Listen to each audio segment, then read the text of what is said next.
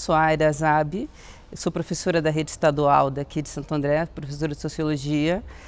Também sou arquiteta formada pela Fundação Santo André, nossa universidade aqui da cidade, e sou mestra em Ciências Sociais, formada pela Unesp, campus de Campinas. Sou militante do Quilombo da Andara, que é um coletivo de pretos e pretas, que tem um viés bem político aqui na região do ABC, e do Quilombagem. O Quilombagem é uma organização também de pretas e pretos, e o objetivo do Quilombagem é repensar, inclusive numa perspectiva intelectual, como que a história é construída por quem, escrita por quem, intelectualmente quem compõe, quem constrói, inclusive colocar esse recorte a partir de uma leitura negra.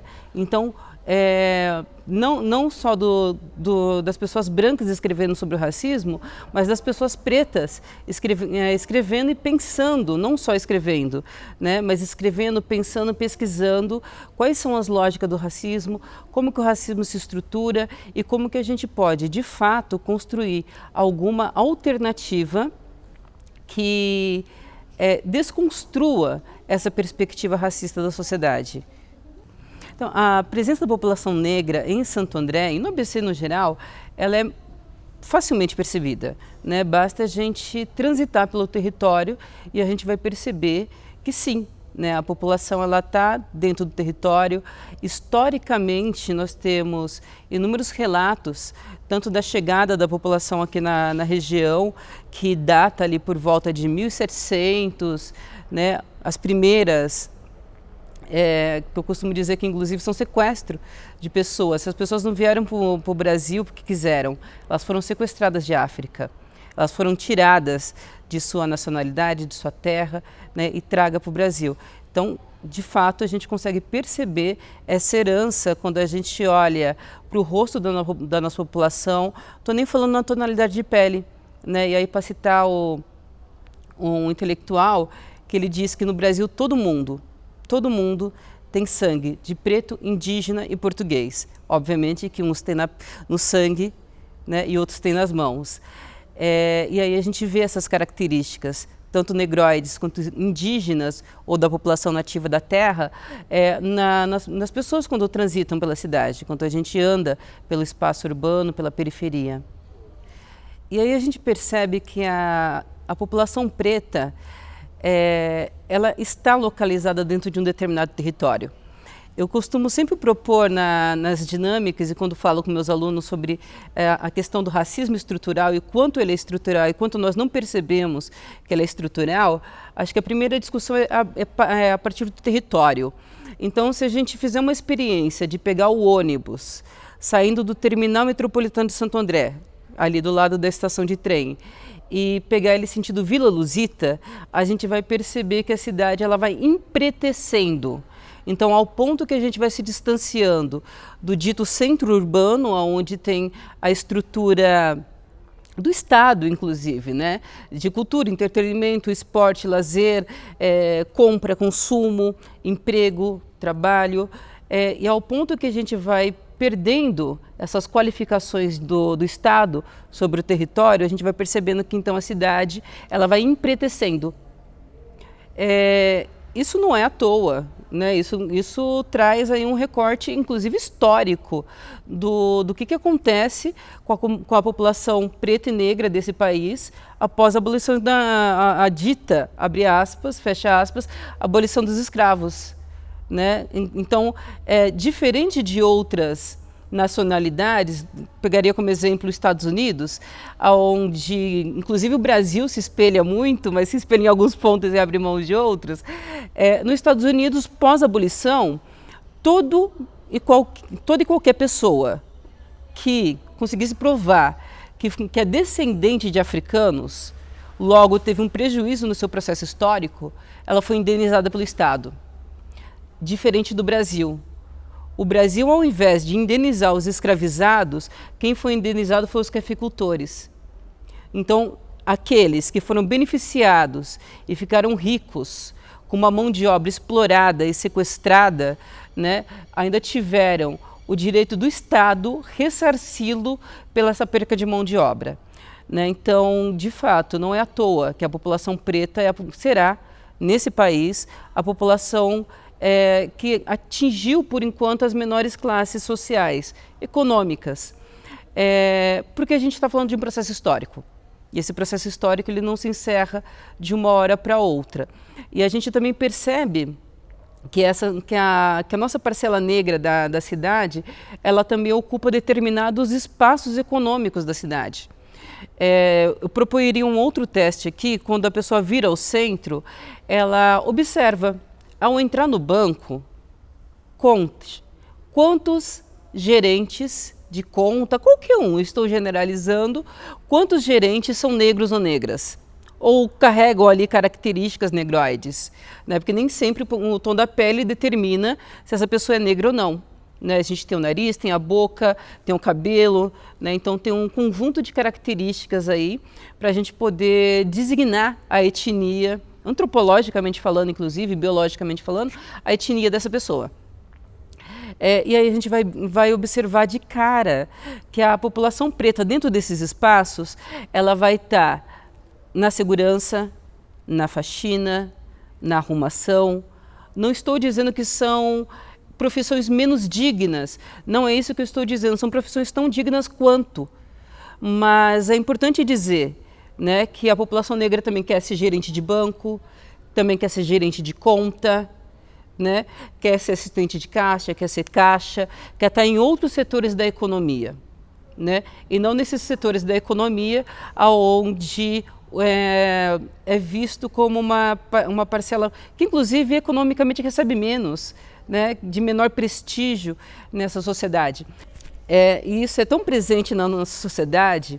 Sou professora e, dentro do funcionalismo público estadual, apenas 7% dos trabalhadores, que compõem 30% da população economicamente ativa do estado de São Paulo, então 30% dos trabalhadores da ativa são funcionários públicos. Desses 30%, só 12% se declaram pretos e pretas. Né? Isso já traz uma realidade para a gente. De que lugar é esse que estamos falando? De uma sociedade onde 53% da população se declara preto ou negra, mas não se reflete no mercado de trabalho. Um dado momento, eu passei por duas cenas que precisam ser contadas. Eu estava na sala de aula, os meus alunos estavam fazendo uma atividade, ensino médio, terceiro ano do ensino médio, e aí a inspetora vem à porta. A inspetora vem à porta, uma mulher branca, loira, e a gente começa a conversar ali sobre uma demanda que a direção trouxe, né? Ela pedindo para eu assinar um documento. Aí estou ali na porta, e aí na sequência chegam esses senhores que divulgam um curso, né? E aí ele se aproxima da gente, se dirige a ela e diz: olha, eu tenho autorização da diretora, a direção da escola me autorizou a divulgar para a sala e explicou ali o que ele ia divulgar. Em nenhum momento ele me tratou enquanto a professora. A professora foi tratada como agente. Agente de organização escolar foi chamada de professora várias vezes. Né? Eu deixei ele falar todo o discurso. Quando ele terminou, ela olhou para mim e respondeu para ele, mas a professora é ela e não eu. Né? Ou seja, o fato do cara entrar num espaço e identificar um corpo branco e um corpo preto, ele já considerou. Falou, não, esse corpo preto jamais pode ser a professora. Jamais pode ser a professora. E aí eu pedi que ele refizesse todo o discurso que ele fez, só que agora se dirigindo a mim. Até porque eu entendo que eu ocupo um espaço político ali. E quando meus alunos assistem isso, e quando as pessoas que estão em volta estão assistindo essa cena, nós temos uma responsabilidade sobre isso. Inclusive pedagógica, inclusive educativa. E num outro momento eu fui convidada para fazer uma intervenção, uma palestra em uma universidade privada da capital de São Paulo, e tinha um coffee para os convidados, e aí eu convidei uma amiga minha para me acompanhar, ela também mestra e tal, e a gente está ali tomando um coffee, a gente viu que ia dar o começo da atividade, né? E o pró-reitor veio até nós. E aí ele se dirigiu a ela, né? Também professora, né? Falou, professora Aira, vamos né, a gente já vai começar, eu vou convidá-las para compor a mesa. Aí ela vira e fala, "Não, mas a professora Aira é ela." Né? Eu falei, não, tudo bem, reitor, vamos. Né? Ou seja, de novo, jamais, né, a palestrante seria uma mulher preta, né? Jamais a palestrante seria uma mulher travesti, jamais a palestrante seria uma mulher visivelmente pobre, não. Né? Tem um recorte aí de raça, classe e gênero. Né? E é o que a gente traz na nossa perspectiva do quilombagem. Né? Não dá para a gente discutir a sociedade sem discutir a partir das suas características. Essa sociedade é uma sociedade de dominação de classe. E essa classe se constrói a partir da dominação de gênero, de raça. Né? E isso se encontra quando a gente observa essa sociedade no objetivo dela, no estrutural dela. Quando a gente observa a dinâmica social, a gente vê isso posto.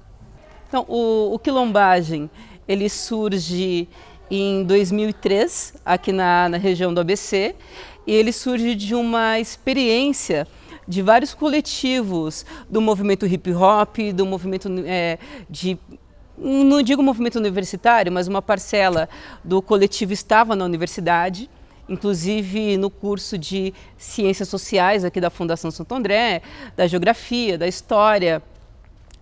Tinha uma galera também da Fama de Mauá nos serviços sociais, e aí essa galera começa a fazer uma discussão. Né? Então, naquele momento, o coletivo se chamava Rotação, né? Que tinha muito mais esse recorte a partir do viés cultural, né? A partir do viés poético, do movimento hip hop como um todo, né? O grafite, o poema, a dança, a expressão corporal. E aí a gente entendeu que seria importante a gente fazer uma coisa que nós chamamos até hoje de tráfico de informação. Até porque eu me recordo, eu passei por 2 graduações e nas 2 graduações, a primeira graduação eu me graduo em Ciências Sociais e de 13 mil alunos eu era a única pessoa preta da universidade. Né? É claro que eu estou falando aqui do ano de 2004, né? Então é obviamente que as políticas de ações afirmativas estavam começando. Né? É óbvio que se a gente for pegar esse extrato hoje, o número vai ser maior. E aí quando a gente vai para a universidade está disposta a discutir a sociedade brasileira, a discutir o mundo a partir de uma perspectiva eurocêntrica. Não aparece uma outra narrativa dentro dessa construção. E aí a gente começa a perceber que é necessário a gente fazer o seguinte, não dá para desprezar todo o conhecimento que foi produzido por Europa. A discussão não é essa. Não dá para a gente pegar todo o trabalho de Marx, Engels, Durkheim, enfim, Lukács, né, e jogar no lixo. A discussão não é essa. A discussão é como que a gente se apropria desse saber, né, e como que a gente se apropria de um outro saber que é negligenciado. Né? Como que a gente se apropria de um conhecimento que inclusive nos pertence e é transmitido inclusive pela oralidade. Né? Quando a gente vai a um centro, eu sou ateia, mas quando a gente vai a um centro de umbanda, a um centro de candomblé, e aí nós chamamos as mães e os pais de oris, né? Ou seja, os mais velhos, os detentores do conhecimento e da experiência, esse saber ele é transposto. Né? Então seria importante, de alguma forma, a gente pegar esse conhecimento acadêmico, eurocêntrico, ter muita clareza de que é um discurso eurocêntrico, trazer ele para a periferia e regurgitá-lo. E quando eu falo regurgitar esse pensamento, né, a partir das nossas experiências. Né, e compreendendo que é possível fazer um processo dito revolucionário. É possível construir uma outra sociedade. Claro que essa sociedade só se constrói a partir de uma discussão de raça, gênero e classe. Na nossa perspectiva, é um coletivo de viés sim marxista, né? E nós temos essa leitura muito clara da sociedade. É uma sociedade que se estrutura a partir da dominação e essa dominação se constrói a partir de raça, classe e gênero.